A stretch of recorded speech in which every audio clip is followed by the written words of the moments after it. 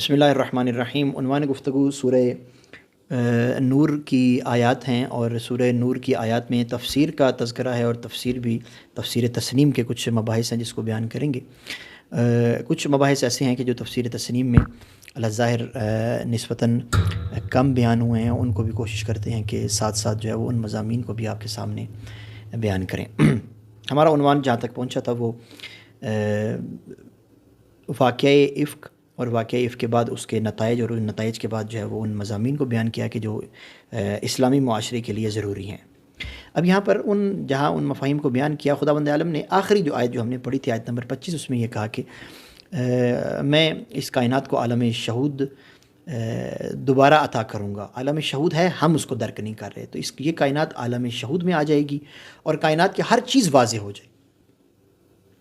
کسی نے کسی کے لیے کچھ کہا ہے، نہیں کہا، جو باتیں ہیں وہ سب سامنے آ جائیں گی، ایسے کہ کوئی چھپی ہوئی چیز تھی نہیں۔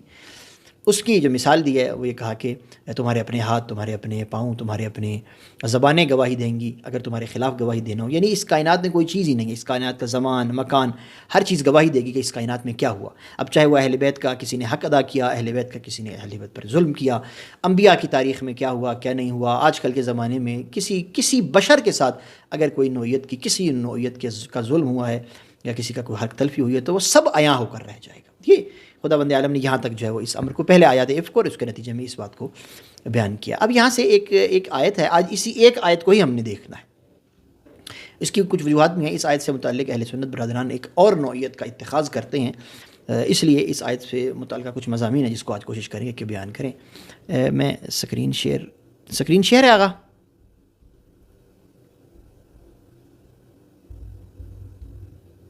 آغا سکرین شیئر ہے اگر تو میں جاری رکھوں۔ میں نے کی تو ہے سکرین شیئر، ہاں ٹھیک ہے، صحیح۔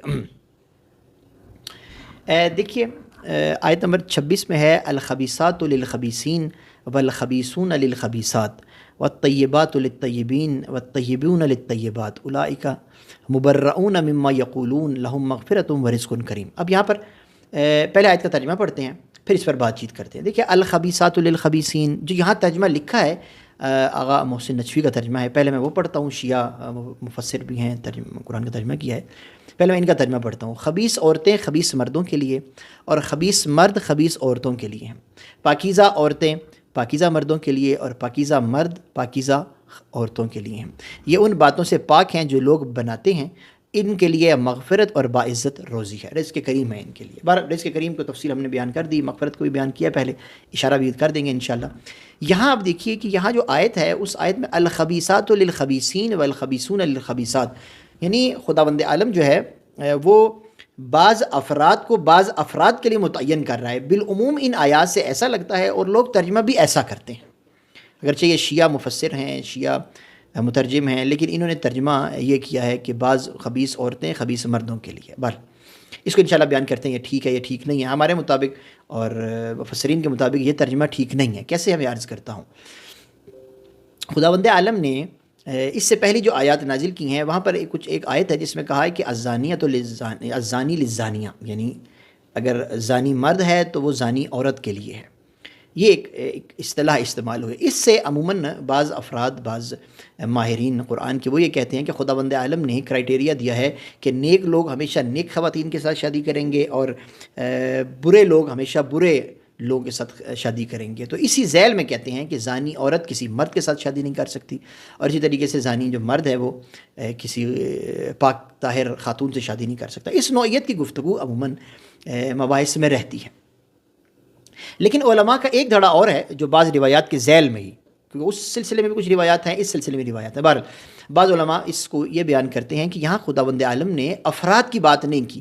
خبیثات کا کلمہ اگرچہ مؤنث کے لیے استعمال ہوا ہے اور مذکر کے لیے استعمال ہوا ہے، لیکن یہاں پر مراد افراد نہیں ہے، یہاں پر مراد کلام ہے، بات چیت ہے۔ دیکھیے اس کو میں یوں بیان کرتا ہوں، ایک دفعہ آپ اگر میں، کیونکہ ترجمہ تو ابھی ایک مفسر ہیں، یہ دیکھیے گا مفسر ہے اور بڑے معروف مفسر ہیں، تفسیر بغوی جو ہے وہ نام ہے، 500 ہجری ہے، 516 ہجری میں، 516 ہجری میں انہوں نے یہ تفسیر لکھی ہے۔ اور اس تفسیر میں اس آیت کے ذیل میں یہ دیکھیے بالکل نیچے، میں نے آج ایک تصویر کھینچی ہے صرف، تاکہ آپ کے سامنے بیان کر سکوں. دیکھیں قول سبحانہ و تعالی، خداوند عالم کا قول نقل کر رہے ہیں کیا کہ الخبیثات للخبیثین. اب آگے کیا کہہ رہے ہیں؟ قال اکثر المفسرین، یعنی یہ اہل سنت کے ہیں. شیعہ تو کرتے ہی کرتے ہیں، ان کو چھوڑ دیجیے، شیعوں کی بھی بات نہیں کر رہا. اب اہل سنت کے شافعی مکتب کے مفسر ہیں جو کہتے ہیں کہ یہ اگر آپ کو نظر آ رہا ہو تو قال اکثر المفسرین، یعنی 516 ہجری میں وہ بیان کر رہے ہیں کہ اکثر مفسرین نے الخبیثات من القول والکلام کہا ہے، للخبیثین من الناس. توجہ کیجیے گا، یعنی خداوند عالم یہاں یہ کہنا چاہتا ہے کہ بری باتیں، خبیث باتیں خبیث لوگوں سے ہی صادر ہوتی ہیں، اور خبیث لوگ ہمیشہ بری بات ہی کیا کرتے ہیں. اور آگے چلیں، الطیبات للطیبین، یعنی کیا؟ یعنی اچھی باتیں ہمیشہ اچھے لوگوں سے صادر ہوتی ہیں، اور اچھے لوگ ہمیشہ اچھی بات ہی کیا کرتے ہیں. یہ گالی دینا، یہ گالی گلوچ، یہ بہتان تراشی، جھوٹ، الزام، یہ خبیث لوگوں کو زیب دیتا ہے کہ وہ یہ خبیث باتیں کریں. یعنی قرآن مجید یہاں پر ایک اصول بیان کر رہا ہے کہ خبیث لوگ خبیث باتیں کرتے ہیں اور طیب لوگ طیب باتیں کرتے ہیں. یہاں یہ بات ہو رہی ہے. یہاں اب ہوتا یہ ہے کہ اس ترجمے سے اہل سنت کے جو ایک تعداد ہے وہ کیا کرتے ہیں کہ جی یہاں الحمدللہ پیچھے واقعہ، ہم نے واقع افک کو پہلے بیان کر دیا. واقع افک جو ہے وہ حضرت امہات المؤمنین عائشہ کے یا اچھا حفظہ تو نہیں یہاں پر، بل امہات المؤمنین عائشہ کے لیے یہ واقعہ نقل ہوا تھا. تو اب یہاں پر خداوند عالم ان کی پاکیزگی کی گواہی دے رہا ہے. توجہ کیجیے گا، اب یہاں الطیبات للطیبین یعنی کیا؟ یعنی خداوند عالم کہتا ہے کہ پاک مردوں کے لیے پاک خواتین ہیں، تو لہذا رسول اکرم جو ہے وہ پاک مرد ہیں، ان کے لیے پاک ترین خاتون جو ہے وہ امہات المؤمنین عائشہ ہیں. یہ بات کر کے اس کے بعد جو پھر فضائل کے گن گاتے ہیں، اور اس میں حضرت خدیجہ بھی ختم، حضرت ام سلمہ بھی ختم، اس میں پھر کوئی رہتا ہی نہیں ہے، صرف اور صرف جو ہے نا وہ ایک یہ ذات ہیں جو کائنات کی سب سے پاک ذات ہیں. اور پھر اسی آیت سے لے کر اہل سنت کے افراد جیسے طارق جمیل صاحب ہیں یا طاہر القادری صاحب، وہ عصمت جناب عائشہ کا اس بات کے لیے پھر آیات اور روایات اور ادھر سے ڈھونڈ اور ادھر سے ڈھونڈ پوری کوشش کرتے ہیں. کیوں؟ اس کی وجہ یہ ہے کہ یعنی کیونکہ اتنی وضاحت سے امیر المومنین کے خلاف ان کے اقدامات ہیں، امیر المومنین کے خلاف ان کی باتیں ہیں، حضرت فاطمہ الزہرا کی ان کی باتیں ہیں، تو اس وجہ سے ان کو کچھ نہ کچھ بہانے تراشیاں کر کے اس آیت سے جوڑ توڑ کے کہتے ہیں کہ یہ آیت جو ہے وہ جناب عائشہ کے لیے ہے. حالانکہ ایسا نہیں ہے. اہل سنت کے مفسر نے خود بیان کر دیا، اور ہمارے مفسرین تو بہت ہی بیان کرتے ہیں اس کو کہ یہ آیت جو ہے وہ اس کا کوئی ربط ہی نہیں ہے جناب عائشہ کے ساتھ کہ جی وہ رسول اکرم کی بہترین جوڑی تھی، ایسی کوئی بات نہیں ہے. کیوں؟ اچھا اب اسی ذیل میں ہم چلے جائیں گے، سورہ تحریم میں جا کے مطالعہ کریں گے تو اسی قرآن میں تو اختلاف نہیں ہے، لیکن سورہ تحریم میں جا کے دیکھتے ہیں تو سورہ تحریم میں جناب عائشہ اور حفصہ کے لیے انتہائی برے الفاظ، دھمکی آمیز الفاظ کہ اگر تم نے ایسا کیا ویسا کیا تو رسول اکرم تمہارے ساتھ طلاق دے دیں گے، یہ کر دیں گے. اس نوعیت کی باتیں انشاءاللہ ہم اس کو پڑھیں گے. تو لہذا کسی بھی اعتبار سے کوئی جوڑ بھی نہیں بنتا کہ یہ آیات جو ہیں وہ جناب عائشہ کے لیے ہوں اور وہ کہا جا رہا ہو کہ طیب مرد سے مراد حضرت رسول اکرم ہے اور طیب خاتون سے مراد جو ہے نا وہ جناب عائشہ ہیں. ایک تو ایسا ہے نہیں، تاریخ سے بھی ثابت ہے، روایت سے بھی ثابت ہے، اور آیات قرآن بھی اس کی کوئی دلیل نہیں بن رہی. اور مفسر کون ہے؟ مفسر اہل سنت ہیں، انہوں نے بھی اس کو کہا ہے کہ یہاں سے مراد اقوال ہیں، یعنی گندی بات ہمیشہ گندے لوگوں سے صادر ہوگی، اور گندے لوگ ہمیشہ گندی بات ہی کیا کرتے ہیں، اور اسی طریقے سے طیب لوگ ہمیشہ طیب باتیں کیا کرتے ہیں. یہ بات ہے. اب ہم اگر تاریخ میں جائیں اور تاریخ کا مطالعہ کریں تو دیکھیں کہ کیا جناب عائشہ اور حفصہ سے خبیث باتیں صادر ہوئی ہیں یا نہیں ہوئی. اگر نہیں ہوئی تو کوئی مسئلہ نہیں ہے، یہ آیت ان کے لیے نہیں ہے. لیکن اگر ثابت ہو جائے کہ انہوں نے اس نوعیت کی باتیں کی ہیں جنہیں خبیث باتیں کہا جاتا ہے، یا الزام تراشی ہے یا جھوٹ ہے، اگر انہوں نے ایسی باتیں کی ہیں تو یقیناً یہ آیت ان کے لیے ہے، لیکن اس میں منفی بات ہے نہ کہ مثبت بات ہے. یعنی خبیث باتیں ہمیشہ تم سے صادر ہوتی ہیں اور تم ہمیشہ خبیث باتیں کرتے رہے ہو، یہ عنوان ہے.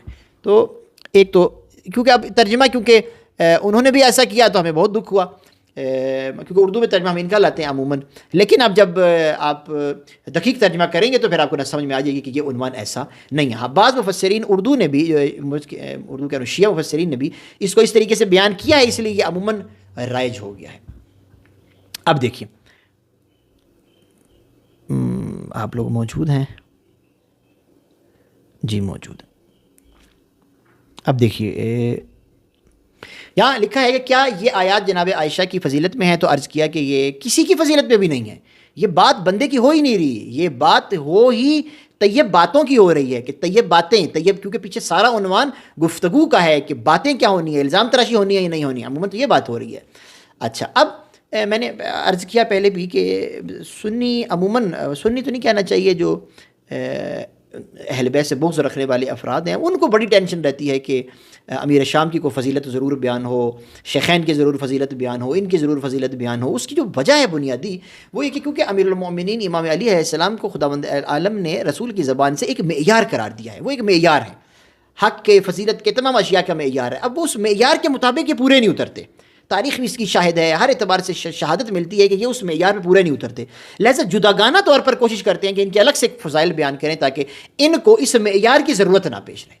اگر آپ تاریخ کا مطالعہ کریں تو امام علی علیہ السلام کو اذیت، بے بہا اذیت اس خاندان سے رہی ہے، چاہے امیر المؤمنین رسول اکرم کی زندگی میں ہو، چاہے رسول اکرم کی زندگی کے بعد کا یہ مسئلہ ہو یا اپنی خلافت کا مسئلہ ہو، ہر وقت اس خاندان سے رسول اکرم کو، امیر المؤمنین کو مشکلات رہی ہیں۔ حضرت فاطمہ الزہرا سلام اللہ علیہا کو بھی بہت اذیت رہی ہے، زندگی میں ہی اذیت رہی ہے، یعنی حضرت خدیجہ کے بعد کا جو عرصہ رہا، اور جیسے یہ زوجہ بنی رسول اکرم کی تو انہوں نے حضرت فاطمہ الزہرا کو بنی، ہمارے یہاں پنجابی میں کہتے ہیں اکائے رکھا تھا، یعنی ہر کسی نہ کسی بات پر تانا مارنا، اس نوعیت کی بہت زیادہ روایات میں جائیں تو بہت زیادہ آپ کو ملے گا۔ تو یہ لہٰذا یہ اگر کہا جا رہا ہے کہ خبیث باتیں خبیث افراد سے مربوط ہیں تو ہم یہ کہہ سکتے ہیں یہاں پر کہ یہ مراد یہاں پر جی بالکل مراد یہاں پر جناب عائشہ ہیں کہ وہ ہمیشہ جب دیکھو بیٹھ کے خبیث باتیں کیا کرتی تھیں۔ اب یہاں امکان ہے بعض افراد کہیں کہ آغا صاحب ایسے تو نہ کہنا کہ وہ خبیث باتیں کیا کرتی، انہوں نے دین بھی بیان کیا ہے، تو دین بیان کیا ہوگا اس کو انشاءاللہ دیکھیں گے کہ وہ دین بھی انہوں نے کیا بیان کیا، وہ ایک الگ عنوان ہے، لیکن ان سے خبیث باتیں صادر ہوئی ہیں۔ سورہ تحریم پوری مملوء ہے اس عنوان سے، سورہ تحریم میں تفصیل سے بیان کیا گیا ہے کہ انہوں نے کیا کیا اور اللہ نے کیا جواب دیا۔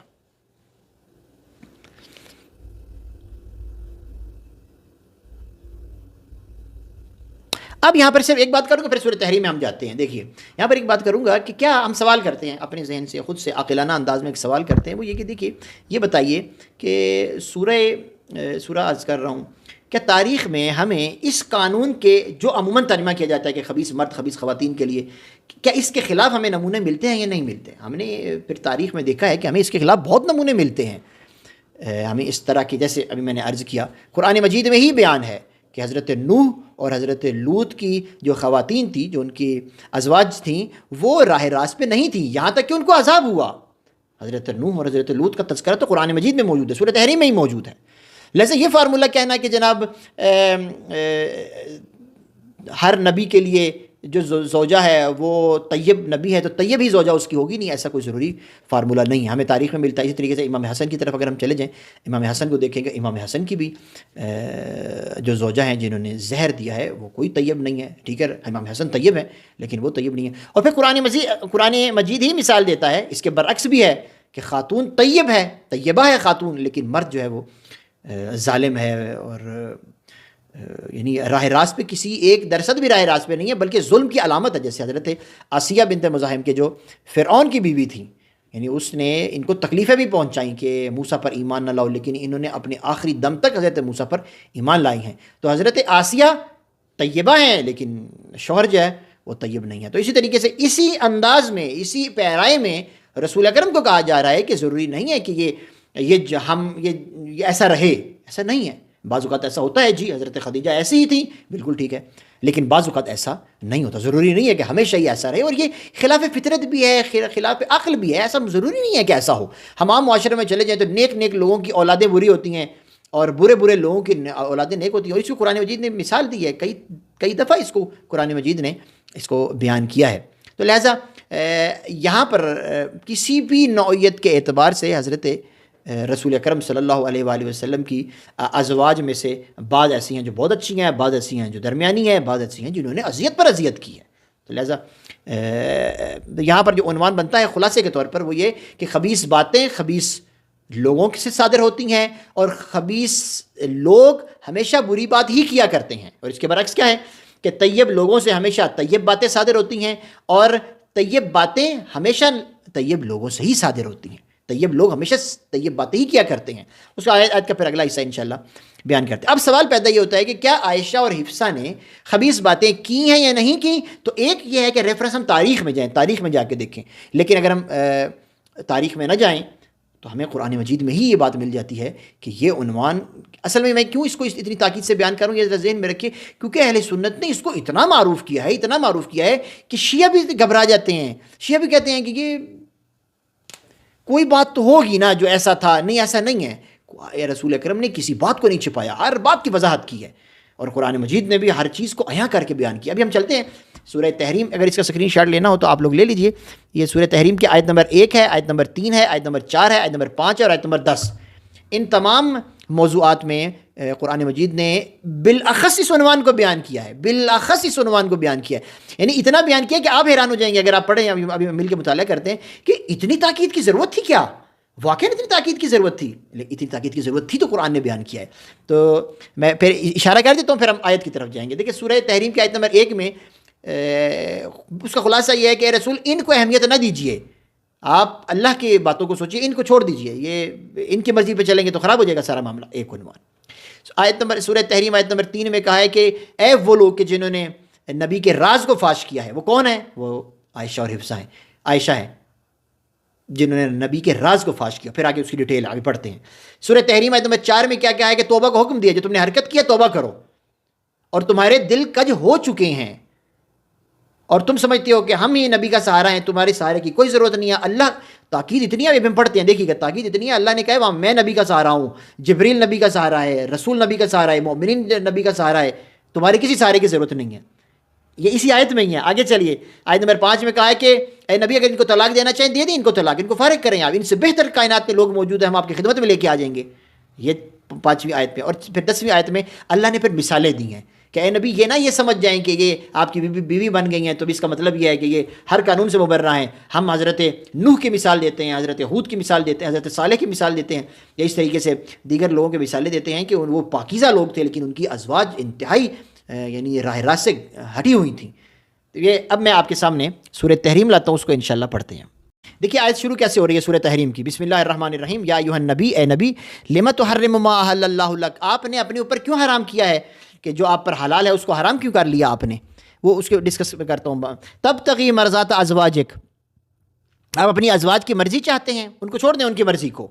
واللہ غفور الرحیم، خداوند عالم آپ کا جبران کرنے والا ہے، آپ پر رحمت نازل کرنے والا ہے۔ اب یہاں کیا عنوان ہے؟ یہاں عنوان یہ ہے کہ عائشہ اور حفصہ جان بوجھ کے رسول اکرم سے متعلق ایسی باتیں کیا کرتی تھیں کہ جس سے رسول اکرم تنگ ہوتے تھے، اور حسد کا معاملہ ہے، اس کو تفصیل سے پہلے بھی بیان کیا تھا۔ تو انہوں نے رسول اکرم کے بارے میں یہ بات کر دی کہ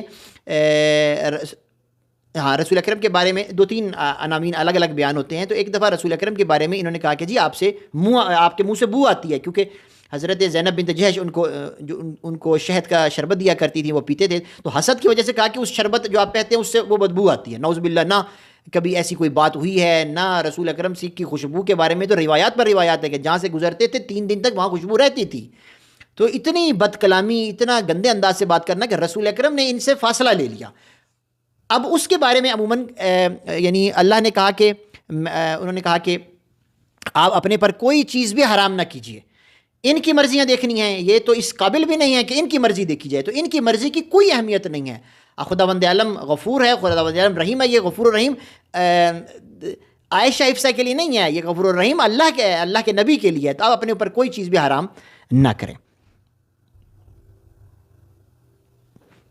یہاں میں اس کے نیچے ایک وہ ہے حاشیہ، میں وہ پڑھنا چاہتا ہوں، پھر اس پہ تبصرہ کرتے ہیں۔ دیکھیں قرآن نے اس بات کی صراحت نہیں کی کہ وہ کون سی حلال چیز تھی، رسول اکرم نے اپنے آپ پر حرام قرار دیا تھا۔ البتہ آیت کے سیاق سے اتنا معلوم ہوتا ہے کہ وہ چیزیں بعض ازواج کو ناپسند تھیں اور آپ کو انہوں نے زج کیا تو آپ نے اس کو ترک کرنے کی قسم کھا لی۔ یہاں بعض روایات میں قسم کھا لی، بعض روایت میں یہ ہے کہ رسول اکرم نے نہ کھانے کا کہہ دیا، صرف قسم کی بات نہیں ہے۔ ٹھیک ہے، یہ نیچے لکھا ہوا ہے نا، اس سلسلے میں روایات بھی مختلف ہیں۔ اب خلاصہ بات کا یہ ہے کہ رسول اکرم کو زج کیا، یعنی رسول اکرم کو ایک جیسے نہیں ہوتا جان گھر سے ہی اذیت دینے کی کوشش کی کہ رسول اکرم اس بیوی سے جو ہے وہ اس کے گھر نہ جائیں، اس کی طرف نہ جائیں، اپنا جو عموماً اس بیوی کی زیادہ تعریف کرتے ہیں تو تعریف نہ کریں۔ میں نے پہلے بھی عرض کیا کہ عائشہ کی عادت تھی یہ کہ جو جب بھی رسول اکرم حضرت خدیجہ کا تذکرہ کرتے تو جان بوجھ کے ہمیشہ کوئی نہ کوئی ٹیڑھی بات کیا کرتی تھی، ایسی بھی نہیں تھی وہ بڈھی مائی تھی فلانا تھی۔ یہ تو الفاظ روایات اہل سنت میں موجود ہیں۔ تو لہٰذا یہاں پر پہلی آیت میں صراحت سے کہا جا رہا ہے کہ اے نبی ان کی کسی نوعیت کی کوئی اہمیت نہیں ہے، نہ اپنی ان کی کوئی مرضی دیکھنی ہے، آپ چھوڑ دیجئے یہ کیا کہتے ہیں کیا نہیں کہتے ہیں، اپنے جو آپ کے کام ہیں آپ اپنے کاموں کو انجام دیں۔ اچھا جی آگے چلیے، آیت نمبر 3 عرض کی ہے میں، توجہ کیجئے گا، اذ اسر النبی، میں نے کہا نا خبیث لوگوں سے خبیث باتیں صادر ہوتی ہیں، اس سے خبیث بات کیا ہوگی کہ کوئی یہ کہے کہ اے نبی آپ کے منہ سے بو آتی ہے، اس سے خبیث بات کوئی ہے؟ اس سے خبیث بات کیا ہوگی کہ وہ نبی کی دوسری ازواج کے بارے میں غلط بیانی کریں۔ دیکھیں حضرت میمونہ ہیں، حضرت زینب بنت جہش ہیں، حضرت خدیجہ ہیں، آپ کو کوئی حضرت ام سلمہ ہیں یا باقی تمام ازواج ہیں، آپ کو کسی بھی زوجہ سے اس نوعیت کی بدتمیزی اور اس نوعیت کی کلمات کی کوئی ایک تاریخ بھی نہیں ملتی، آپ کو روایات بھی نہیں ملتی، لیکن ان دونوں خواتین سے اس بات، یعنی جناب عمر کی بیٹی اور جناب ابو بکر کی بیٹی کی یہ بدتمیزیاں اور یہ لہجہ بہت زیادہ رہا ہے، جس پر قرآن مجید نے آگے بات کی ہے۔ اے نبی ان کی مرضیوں کو چھوڑ دیں آپ۔ آگے دیکھیے، اذ اسر النبی الی بعض ازواجہ حدیثا، یہاں ایک اور معاملہ ہے اس کو بیان کرتا ہوں، ایک الگ جداگانہ بات ہے، اور یاد کریں نبی سے بات کریں، جب نبی نے اپنی بعض ازواج سے راز کی بات کہی، پس جب اس نے اس راز کی بات کو فاش کر دیا اور اللہ نے نبی کو اس سے آگاہ کیا تو اس نے نبی سے اس کا کچھ حصہ بتا دیا اور کچھ ٹال دیا۔ پھر جب نبی نے اپنی زوجہ کو وہ بات پوری بتائی کہ تم نے یہ بات کہی تھی، تو کہنے لگی کہ آپ کو کس نے بتایا یہ بات؟ تو فرمایا، خداوند عالم نے کہا کہ خداوند عالم فرماتا ہے کہ نبی نے کہا کہ مجھے یہ بات علیم اور خبیر اللہ نے بتائی ہے۔ اذ اسر النبی الی بعض ازواجہ حدیثا، رسول اکرم نے کوئی راز کی بات عائشہ کو بیان کی اور کہا کہ یہ آزمائش کے لیے بھی ہوتا ہے، عائشہ کو بیان کی اور کہا کہ یہ بات آپ نے کہیں بیان نہیں کرنی، انہوں نے یہ بات جا کے حفصہ سے کر دی۔ ایک پارٹی ہے نا بالآخر، ایک ان کی باہمی پارٹی ہے، بتایا تھا آپ کو میں نے، اہل بیت کے خلاف ہمیشہ انہوں نے کوئی نہ کوئی پلان بنایا ہے، تو انہوں نے یہ بات جا کے ادھر کر دی۔ اب رسول اکرم نے ڈانٹا، رسول اکرم نے کہا کہ آپ اتنا سا راز آپ نے نہیں رکھا اپنے پاس، تو بدلے میں یہ کہا جائے کہ ہم معافی چاہتے ہیں، بدلے میں کوئی عذرخواہی کی جائے، نہیں کہا کہ آپ کو کسی نے بتایا، یعنی جیسے نبی سے بات ہو رہی ہے، کس سے بات کر رہے ہیں، آپ کو کسی نے بتایا؟ تو رسول اکرم نے وہاں پر اللہ نے اس کلمات کو قرآن کا حصہ بنا دیا ہے۔ تو راز فاش کرنا بھی خبیث باتوں میں سے ایک بات ہے۔ اب وہ معاملہ کیا تھا، وہ بات کیا تھی، اس کو میں تھوڑا سا عرض کر دیتا ہوں۔ وہ یہ تھا، یہ دونوں الگ الگ روایات میں الگ الگ، اہل سنت اس کو اور انداز میں بیان کرتے ہیں، ہم اس کو اور انداز میں بیان کرتے ہیں۔ نبی نے جیسے نبی اکرم صلی اللہ علیہ وآلہ وسلم نے جیسے اہل بیت علیہ السلام کو کچھ راز دیے، اور جیسے امیر المؤمنین کو راز دیے، جیسے مختلف اصحاب کے بارے میں بھی ہے الگ الگ راز دیے، وہ ایک جداگانہ بحث کبھی کریں گے۔ معجزات رسول میں ہے کہ انہوں نے حضرت سلمان فارسی فلانا فلانا، برل جو آئندہ آنے والے حالات ہیں اس سے متعلق امیر المؤمنین حضرت فاطمہ الزہرا، امام حسن، امام حسین کو بٹھا کے، حضرت ام سلمہ کو بٹھا کے بتایا کہ آئندہ کے حالات کیا ہونے ہیں۔ امیر المؤمنین کو کہا کہ آپ نے صبر کرنا ہے، حضرت فاطمہ کو کچھ باتیں بتائیں، اس پر گریہ بھی ہوا، بہت روایات ہیں، اس پر گریہ بھی ہوا، بات چیت بھی ہوئی۔ خلاصہ یہ کہ اس تمام کا نتیجہ نکلتا ہے کہ قابضانہ حکومت ہو جائے گی رسول اکرم کے وفات کے بعد۔ یہ حضرت فاطمہ الزہرا کو معلوم تھا، یہ امیر المؤمنین کو معلوم تھا، حالانکہ یہاں تک کہ حسنین شریفین کو بھی اس بات کا پتہ تھا، حضرت ام سلمہ کو پتہ تھا، رسول اکرم کی خاص ٹیم کو، حضرت سلمان فارسی، ان کو معلوم تھا یہ ہونا ہے۔ اس پہ گریہ بھی ہوا تھا، بات چیت بھی تو، لیکن رسول اکرم نے کہا کہ آپ نے صبر کرنا ہے ورنہ امت میں اختلاف ہو جائے گا، وہ ایک پوری داستان ہے۔ یہی عنوان یعنی رسول اکرم صلی اللہ علیہ وسلم نے عائشہ کو بتایا اور کہا کہ تمہارا باپ جو ہے وہ قابضانہ حکومت کرے گا میرے بعد۔ اور اب یہ بات ایک راز کی بات تھی، اس کو اہل سنت نے بیان کیا ہے۔ اب اہل سنت بیان کیسے کرتے ہیں کہ جناب رسول اکرم نے خوشخبری دی عائشہ کو اور عائشہ سے وہ تحمل نہیں ہوا، تو یہ کچھ بری بات نہیں ہے، یہ تو خوشی کی بات تھی، یہ تو ویسے ہی کہا تھا بتانا کسی کو نہیں ہے، یہ تو بتانے والی بات تھی۔ یہ بات ہے وہ ساری کہ جو عموماً کہا جاتا ہے کہ وہ راز کون سا فاش کیا تھا عائشہ نے، تو وہ یہ راز تھا جو فاش کیا تھا۔ اور یہ برل بدبخت ترین وہ لوگ ہیں کہ جو، حالانکہ یہ الٹی بات ہے، کہا کہ قابض ہو جائیں گے، اس کو کیا کہہ رہے ہیں کہ جناب وہ حکومت کی خوشخبری دی تھی رسول اکرم نے۔ برل تو اب یہ خبیث بات ہے، یہ بات نہیں ہے، یہ بھی خبیث بات ہے۔ یہ کس سے صادر ہو رہی ہے؟ امام علی علیہ السلام نے کبھی رسول اکرم کی زندگی میں، حالانکہ پہلے بتا چکے تھے، کبھی اشارہ تک نہیں کیا، یہ بات کیا امیر المومنین کو نہیں پتہ تھی یہ ہوگا، لیکن کبھی اشارہ نہیں کیا رسول نے، حضرت فاطمہ الزہرا نے کبھی اس کا اشارہ نہیں کیا، یہاں تک کہ حسنین شریفین نے، حضرت ام سلمہ نے اور حضرت سلمان فارسی نے کبھی اشارہ نہیں کیا۔ یہ کہ راز کی بات تھی، راز ہی رکھی، لیکن بعد میں پھر جب ضرورت، جب حکم تھا کہ اب بتانا ہے، تب بتایا انہوں نے۔ آیت نمبر آگے چلیے، آیت نمبر 4 میں ہم دیکھتے ہیں، سورت ہے، میں حدیث سے نہیں پڑھ رہا، حدیث بھی معتبر ہوتی ہے، لیکن یہاں میں قرآن کی آیت پڑھ رہا ہوں. دیکھیے آیت نمبر کیا ہے؟ آیت نمبر 4 ہے، ان تتوبا الی اللہ فقط زغت قلوبکما. توجہ کیجیے گا، اگر تم دونوں، اب یا حفصہ اور عائشہ دونوں کی بات ہو رہی ہے، اگر تم دونوں اللہ کے سامنے توبہ کر لو تو بڑی یہ تو اچھی بات ہو جائے گی. اگر توبہ کر لو، کیوں توبہ کیوں ضروری ہے؟ سغت قلوبکما، تم دونوں کے دل ٹیڑھے ہو گئے. اب خداوند عالم قرآن میں گواہی دے رہا ہے کہ تم دونوں کے دل ٹیڑھے ہیں اور تمہیں توبہ کی ضرورت ہے. اہل سنت کے مفسرین میں چلے جائیں، اہل سنت کے مفسرین کو جا کے دیکھیں، بڑے سب نے لکھا ہے کہ توبہ کی ضرورت اس لیے تھی کہ ان کے دل ٹیڑھے ہو چکے تھے. یہ الگ بات ہے اب وہ کیا کرتے ہیں جی انہوں نے توبہ کر لی تھی وہ معاف ہو گئی تھی. تو یہ تو دیکھیں گے نا تاریخ میں ان کی، تو انہوں نے الٹی سیدھی باتیں ختم کی تھیں یا ختم نہیں کی تھیں. انہوں نے جیسے رسول اکرم کو اذیت دی ایسے جناب سیدہ کو اذیت دی، ایسے ہی انہوں نے جناب امیر المومنین کو اذیت دی، اور جنگ ثبوت ہے اس بات کا. اب اس کو بھی آپ گول مول کر دیں، نہیں اختلاف نہیں تھا، وہ فوجیں لڑ گئی تھیں، پتہ ہی نہیں چلا کیا ہوا. تو انتہائی جاہلانہ بات ہے، یہ پڑھی لکھی بات نہیں ہے یہ. دیکھیں ان تتوبہ الی اللہ فقط سغت قلوبنا، تمہیں توبہ کی ضرورت ہے. اگر تم دونوں اللہ کے سامنے توبہ کرو گے تو ٹھیک ہو جائے گا. اس کی وجہ یہ ہے کیونکہ تم دونوں کے دل ٹیڑھے ہو گئے ہیں. اچھا آگے سنیے، اور اگر تم نبی کے خلاف ایک دوسرے کی پشت پناہی کرو گی، نبی کے خلاف ایک دوسرے کی پشت پناہی، میں نے سورہ واقعہ افک میں بھی یہ بیان کیا تھا، یہ انہوں نے ایک گٹھ جوڑ بنایا ہوا تھا اہل بیت کے خلاف، ہمیشہ ایک گٹھ جوڑ تھا ان کا. انہوں نے پھر چند اصحاب کو بھی اپنے ساتھ ملایا ہوا تھا. اب یہ جو کہہ رہے ہیں نا اگر تم نبی کے خلاف ایک دوسرے کی پشت پناہی کرو گی، یعنی حفصہ عائشہ کی پشت پناہی کرے گی، عائشہ حفصہ کی، شیخین ان دونوں کی پشت پناہی کریں گے، بالآخر ایک دھڑا ہوتا ہے. اگر آپ پشت پناہی کریں گے تو ایک بات یاد رکھو، امکان ہے دنیا میں تم 4 دن حکومت کر لو، وہ ایک الگ مسئلہ ہے، لیکن دیکھیے آپ دیکھیے قرآن مجید نے کتنی توجہ کی ہے اس بات کی طرف. ان تظاہر علیہ، اگر تم پشت پناہی کرو گی رسول اکرم کے خلاف، فإن اللہ، پھر اللہ، ہوا مولا ہو، وہ اللہ، وہ رسول اکرم کا ولی ہے. وجبریل، جبریل سہارا ہے. وصالح المؤمنین، صالح مؤمنین سہارا ہیں. والملائکہ، اور ملائکہ سہارا ہیں. بعد ذالک ظہیرا، یعنی تم اگر تم ظہیر کہتے ہیں نا پشت پناہ کو، اگر تم ان کا سہارا نہیں بنو گی، ازواج کو سہارا بننا چاہیے، تم اگر سہارا نہیں بنو گی بلکہ اپنے رسول اکرم کے خلاف ایک دوسرے کا سہارا بنو گی، تو اللہ کا ولی رسول بھی ہے، رسول اکرم کا ولی رسول بھی ہے، رسول اکرم کا ولی نیک مومنین بھی ہیں، جبریل بھی ہے، صالح لوگ بھی ہیں، اللہ بھی ولی ہے، اور ملائکہ بھی ولی ہیں. اتنی ضرورت پیش آئی اس بات کی کہ اتنی دقت کے ساتھ، اتنی تفصیل کے ساتھ بیان کیا اور کہا کہ تمہارے دل ٹیڑھے ہیں، تمہیں جو ذمہ داری انجام دینی چاہیے تھی، تمہیں رسول کا سہارا بننا چاہیے تھا، تم سہارا نہیں بنے. آگے دیکھیے یہ تیسرا عنوان تھا.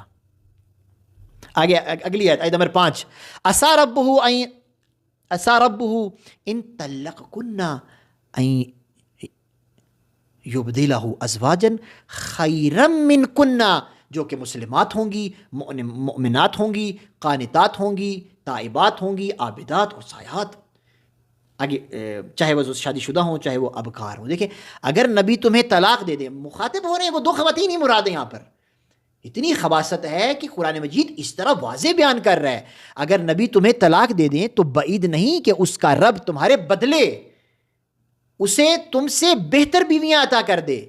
وہ بیویاں کیا ہوں گی؟ مسلمان تم سے زیادہ اچھی ہوں گی، وہ ایماندار تم سے زیادہ اچھی ہوں گی، وہ اطاعت گزار تم سے زیادہ اچھی ہوں گی، وہ تائب تمہارے سے زیادہ اچھی ہوں گی، عبادت گزار تم سے اچھی زیادہ ہوں گی، اور روزے رکھنے والیاں ہوں گی. امکان ہے وہ شادی شدہ ہوں کہ ان کو طلاق ہوئی ہو، یا ان کے شوہر شہید ہو گئے ہوں، امکان ہے ان کی شادی نہ ہوئی ہو، کنواری ہوں. اگر نبی طلاق دیتے ہیں یا نبی کے اختیار میں ہے، اگر وہ طلاق دیتے ہیں تو ختم بات ہے، نہیں دیتے ان کی مرضی ہے، لیکن تم سے بہتر آپشنز موجود ہیں اس دنیا کے اندر. اب یہ جو اہل سنت کائنات کی سب سے عظیم خاتون فلانی ہے تو فلانی ہے، خداوند عالم کا لحن دیکھیے ان سے متعلق، یعنی کہیں سے بھی آپ کو نظر آ رہا ہو، یہاں سے پتہ نہیں کیسے فضائل نکلتے ہیں ان کے. آپ یہ سمجھیے کہ ابو لہب اور اس کی بیوی کی جو نام لے کے توہین کی ہے، اس کے بعد یہ توہین ہے، اس سے بڑھ کے کس کی توہین ہے؟ فرعون اور ان کو دیکھ چھوڑ دیجیے، رسول اکرم کے زمانے کی بات ہو رہا ہوں. رسول اکرم کے زمانے میں کسی اور کی توہین آپ کو قرآن میں نہیں ملتی، کسی اور کی، یعنی اگر ہم کیا لفظ استعمال کریں کہ حقانیت اور بتایا جائے یہ باطل ہے، کسی کے بارے میں نہیں ہے. ابو سفیان کے کہیں نام نہیں ہے، لیکن ان کا نام ببانگ دہل بیان ہوا ہے. آگے دیکھیے، آگے آیت نمبر 10 کی طرف چلتے ہیں. اگر سکرین شیئر ہو رہی ہے یقیناً تو اب آگے دیکھیے، اب تمہیں لگتا ہے کہ تم اللہ کے نبی ہو، اللہ کے نبی کی زوجہ ہو، تو لہٰذا جو ہے وہ نہیں، جو مرضی کرتی پھرو نہ. ضرب اللہ مثلا للذین کفروا امرأۃ لوط امرأۃ نوح و امرأۃ لوط. اللہ نے کفار کے لیے نوح کی بیوی اور لوط کی بیوی کی مثال پیش کی ہے. یہ دونوں ہمارے بندوں میں سے دو صالح بندوں کی زوجیت میں تھیں، مگر ان دونوں نے اپنے شوہروں سے خیانت کی، یعنی اس راستے کو چھوڑ دیا، تو وہ اللہ کے مقابلے میں ان کے کچھ کام نہ آئے. یعنی اب ایک طرف اللہ کھڑا ہے، اس کا نبی کھڑا ہے، آپ نے اللہ کے قانون کو نہیں مانا، اب آپ کو لگ رہا ہے کہ نبی کی وساطت سے آپ جنت میں چلے جائیں گے، آپ کو معافی ہو جائے گی. کچھ بھی نہیں ہوگا. اور انہیں حکم دیا گیا تم دونوں داخل ہونے والوں کے ساتھ جہنم میں داخل ہو جاؤ. اے نبی کی ازواج، یہ تو ہے نوح، حضرت نوح، اور یہ تو ہے حضرت لوط کے ازواج کا حال. اگر تم ٹھیک ہو گئے تو ٹھیک، نہیں تو یہی تمہارا انجام ہوگا. اور ہمیں تاریخ بتاتی ہے وہ ٹھیک نہیں ہوئی. تاریخ نے گواہی دی. امیر المؤمنین سے اگر جنگ نہ ہوتی تو کوئی امکان تھا کہ انسان یہ سوچ لے کہ امکان تھا ٹھیک ہو جائے. نہیں، امیر المؤمنین سے جنگ کے بعد کوئی توجیہ رہتی ہے؟ کوئی توجیہ نہیں ہے. ضرب اللہ الذین کفروا، اس کے بعد پھر ان کو ایک اور مثال دی. ضرب اللہ مثلا للذین آمنوا امرأۃ فرعون، کہ تم تو کچھ بھی نہیں ہو، تمہارا تو نبی ہے اور اس کی تم زوجہ ہو، تمہیں اتنا بڑا مقام عطا کیا ہے. آؤ اس طرف دیکھتے ہیں کہ فرعون تھی اور فرعون کی زوجہ تھی، وہ پاک دامن تھی، وہ کتنی قوی تھی اپنے ایمان کے اندر کہ فرعون نے اس کو اذیت دی، اس کے باوجود بھی اس نے موسیٰ پر ایمان لائی اور موسیٰ کے رب پر ایمان لائی اور کبھی بھی غلط راستے کا انتخاب نہیں کیا. اور تم اب یہاں سے نہیں معلوم کیا فضائل نکلتے ہیں ان کے، معلوم نہیں ہے کیا فضائل نکلتے ہیں، کچھ پتہ نہیں چل رہا.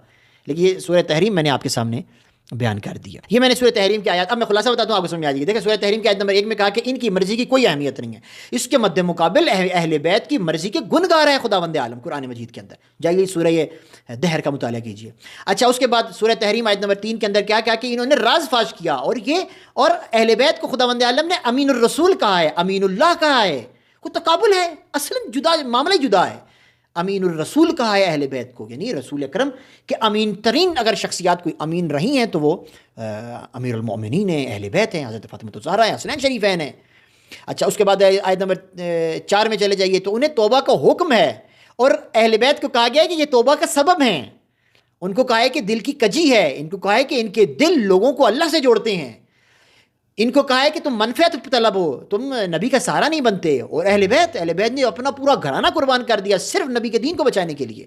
تو وادیاں ہی الگ الگ ہیں. آگے آئیے سورہ تحریم آیت نمبر 5 میں چلے جائیے. نبی طلاق دینا اگر چاہیں تو ان کو دے دیں، ان سے بہتر موجود ہیں. اور اہل بیت کے بارے میں کیا کہ کائنات میں چلے جو ڈھونڈ لو، ان سے بہتر کبھی زوات تمہیں نہیں ملیں گی. یہ قرآن کی آیات ہیں. خداوند عالم نے ان سے رجس کو دور کر دیا. اور آپ کو کیا چاہیے؟ آیت نمبر 10 میں چلے جائیے. اللہ مثال دے رہا ہے ان کو سمجھانے کے لیے کہ دیکھو تمہیں جہنم میں ڈال دیں گے. اور خداوند عالم نے جو قرآن اور روایات میں بیان کیا وہ یہ وہ سبب ہیں جو لوگوں کو جہنم سے نکال کے جنت میں لے جائیں گے. اصل میں زمین آسمان کا فرق ہے، کوئی تقابل ہے ہی نہیں. قرآن کی آیات کے ذیل میں یہ سب ہمیں سمجھ میں آتا ہے. اچھا، ایک اور مثال بیان کرتا ہوں، بس ایک واقعہ بیان کرتا ہوں، میں لکھ کے بھی لایا ہوں. حضرت ابن عباس ایک بڑے راوی ہیں، اہل سنت میں بھی راوی بڑے معروف ہیں، ہمارے ہاں بھی ان کا ایک مقام ہے اور امیر المؤمنین کے شاگرد ہیں. انہوں نے کہا کہ میں اس آیت کی وضاحت میں، یہ جو کہا ہے نا، یہ جو تمہارے دل ٹیڑھے ہو چکے ہیں، جو آیت آئی ہے آیت نمبر سورہ تحریم آیت نمبر 2 کے اندر یا 3 کے اندر، جو کہا کہ تمہارے دل ٹیڑھے ہو گئے ہیں اور توبہ کرو، نہیں تو تمہارا یہ ایسا ہوگا ویسا ہوگا. تو کہا کہ میں نے بڑی کوشش کی کہ نا عمر کسی اچھے موڈ میں ہو نا تو اس سے میں ایک دفعہ تصدیق لے لوں، اس سے پوچھوں کہ یہ آیات کس کے بارے میں ہے. تو میں نے سال انتظار کیا، کبھی ملاقات نہیں ہو رہی تھی، کبھی اس کا موڈ ٹھیک نہیں تھا، کیا تھا کیا نہیں تھا. ایک دفعہ ایسا ہوا، محفل ایسی ہوگی، میں بھی تھا، وہ بھی اپنے اچھے موڈ میں تھا اور کوئی ایسی بات نہیں تھی، وہ پچھلی باتوں کو بھول چکا تھا. تو اب ایک ایسا ماحول تھا کہ یہاں وہ موقع تھا میں اس سے پوچھوں. تو میں نے ان سے پوچھا، میں نے سوال کیا کہ بتائیے کہ یہ جو آیات ہیں کہ تمہیں توبہ کرنی ہے، تمہارے دل ٹیڑھے ہو چکی، کس کے بارے میں ہے؟ تو کہتا ہاں یہ عائشہ اور حفصہ کے بارے میں تو ہیں. تو انہوں نے فوراً وہ مکتوب کیا اور مکتوب کر کے اپنے شاگردوں کو بیان کیا تاکہ تمام شاگردوں کو پتہ چلے کہ عمر سے میں نے خود سنا ہے کہ عمر نے یہ بات کہی ہے.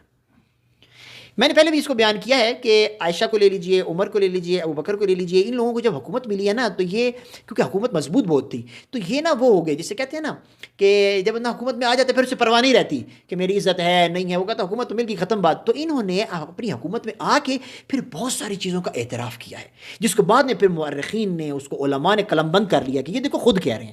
ان کو سمجھ نہیں تھی اس بات کی کہ آئندہ میں آنے والی باتوں میں یہ تو لکھا جائے گا اور ہم پکڑے جائیں گے، لیکن وہ حکومت کے اس زوم میں جو ہے نا وہ رہے اور انہوں نے کہا کہ کچھ بھی نہیں ہوگا، لیکن آہستہ آہستہ تمام حقائق پوری بشریت تک واضح ہو جائیں گے. تشیع نے تو واضح کر دیے، تشیع میں واضح ہو بھی گئے، اور تشیع نے پھر آہستہ آہستہ پوری دنیا کو واضح بھی یہ باتیں کر دی ہیں. تو لہٰذا اگر ہم یہ اس آیت کو غور سے پڑھیں، الخبیثات للخبیثین کا مطلب کیا ہوا؟ خلاصہ بات کا یہ کہ خبیث باتیں خبیث لوگوں سے صادر ہوتی ہیں. تو ہم نے پہلے پڑھا واقع افک میں بھی حضرت ماریہ قبطیہ سے متعلق غلط باتیں عائشہ نے کی تھیں. تو لہٰذا تاریخی شواہد بھی ہمیں اس بات کا ثبوت دیتے ہیں کہ ہم نے جو ہے وہ یہاں پر یہ آیت کسی بھی اعتبار سے، کسی بھی زاویے سے جناب عائشہ کی فضیلت میں نہیں ہے. ہاں اگر ہم ان کے بارے میں لانا چاہیں تو ہاں الٹا ضرور ہے کہ ان کے لیے دردناک بات ضرور ہے کہ ان کی مخالفت میں یہ آیت ہے. اور پھر سورۃ تحریم کو اگر اس کے ساتھ جوڑ دیں تو ہمیں نظر آ جاتا ہے کہ یہ وہ ہستیاں ہیں کہ جنہوں نے اہل بیت کو اور دین کو ہمیشہ نقصان پہنچایا. سہارا تو کسی نوعیت کا دیا ہی نہیں ہے جو آج کل کے وہابی طبقہ جو ہے اور جو اہل بیت سے بغض رکھنے والے لوگ ہیں وہ ان کو اتنے فضائل اور اتنے ان کے مناسک بیان کرتے ہیں. وآخر الدعوانا ان الحمد للہ رب العالمین والسلام علیکم ورحمۃ اللہ وبرکاتہ. میں نے اس لیے آج ایک آیت کی ہے کیونکہ اگلی جو آیات ہیں نا وہ بالکل جدا ہیں، وہ موضوع ہی بالکل الگ ہے. 3-4 آیات ہیں، انشاءاللہ اگلے ہفتے ان آیات کو انشاءاللہ ضرور پڑھیں گے.